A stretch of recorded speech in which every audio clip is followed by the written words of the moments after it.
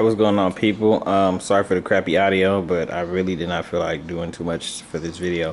So I just wanted to give a quick comparison between the Precision M3800 by Dell and the Dell XPS15 9550. Now, these both are touchscreen quad-core CPU machines. If you can see, that would be the CPU information right there. i7-4702HQ, and on this one we're rocking the i7-6700HQ. Now I have both of these running Windows 10. They're both registered. This one has both of them have 16 gigs of RAM. This one has DDR3. This one has DDR4. This is the 4K model. I put a matte screen finish on there. That way it doesn't reflect like my older one did.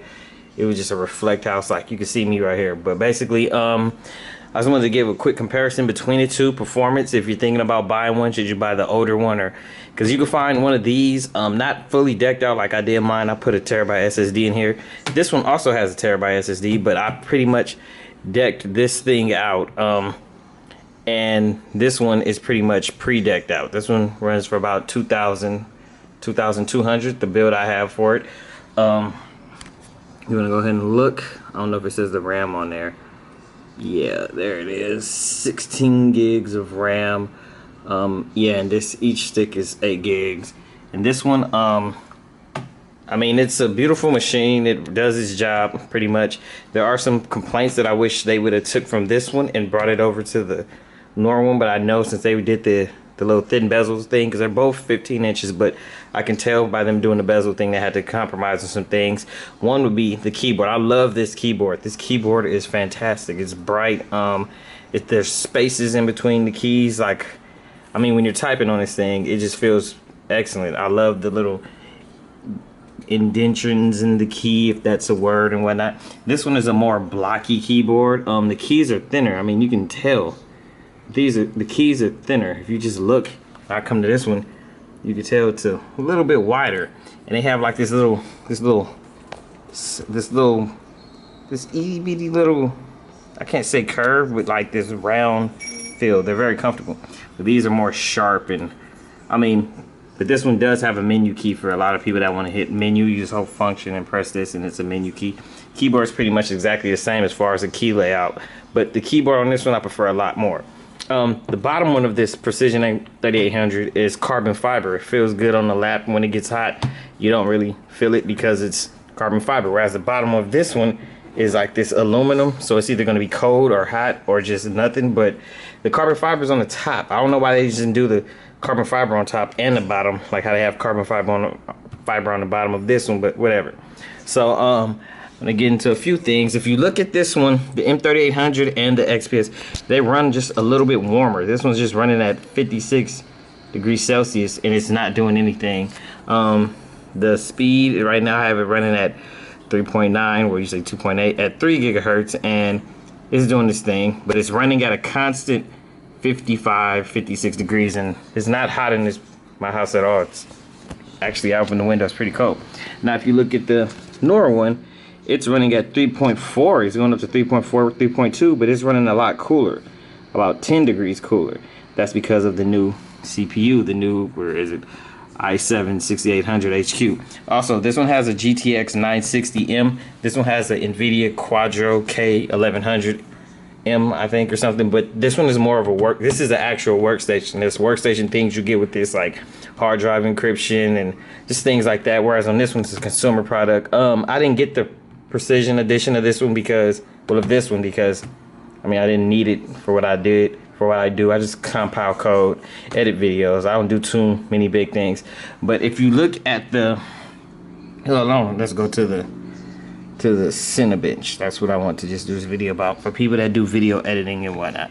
Let's go to Cinebench. So if you look at this one, the OpenGPL test came back with a 31 frames per second, and the CPU came back with 531 CB. I think that means Cinebench, I'm not sure. Whereas this one did a lot better with the GPU. 76, this is nearly, well, that's more than double. That's more than double. And 648 CB. So you can obviously tell that this one is a more powerful computer. I don't know if it's because I have the consumer the the NVIDIA. Why is this thing not focused? Yeah, I don't know if it's the NVIDIA GTX graphics card, but that one for that part does a little bit better of rendering. I'm gonna run the test again just to give everyone an idea of how they run. And I'm gonna hit run on this one just so you can see the CPU render comparison to speed.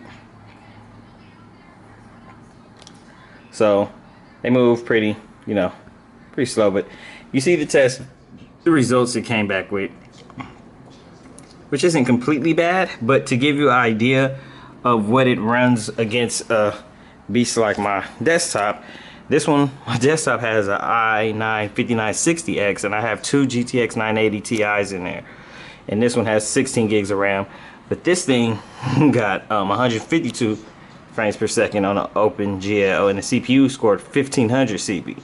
So if I actually run this one, you're just gonna see this one just blazes through. It'll probably be done before these. If you see how fast that one's running, all the cores are just, look how fast that one's running. These are almost done. That one's catching up. But this is a desktop. That is a $1,000 processor that I have running in this machine right here, and I have two graphics cards in SLI, whereas these are mobile.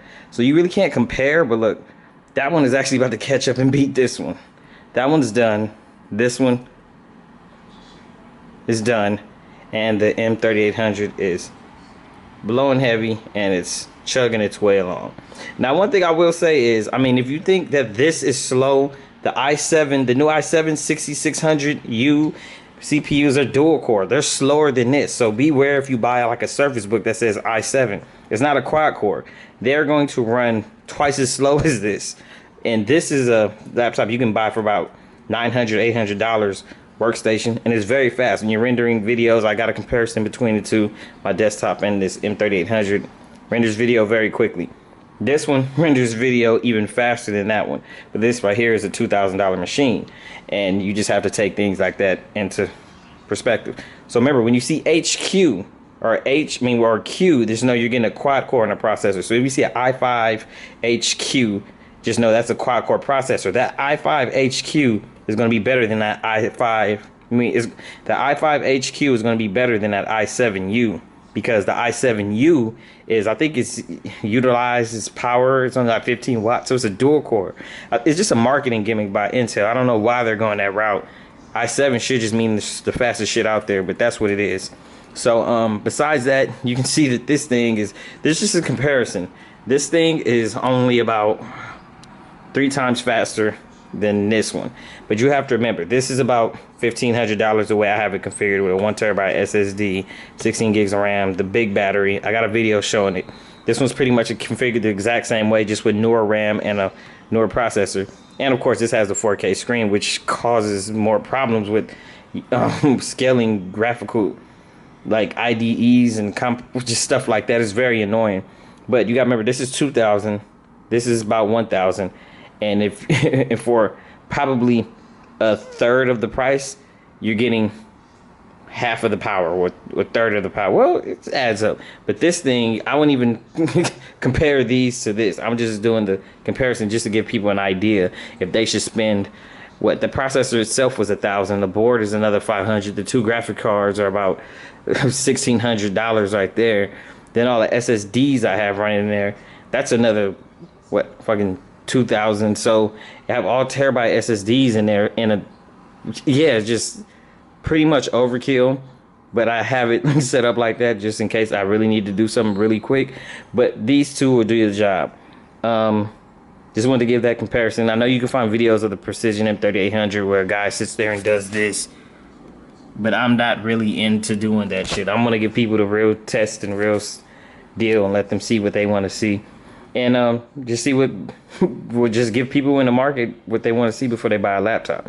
I know it's very hard for me to decide between the two, and the one thing I hate the most about this one is the keyboard is just cramped a little. The touchpad, let me get on that. The touchpad on this is amazing. I mean, it is amazing.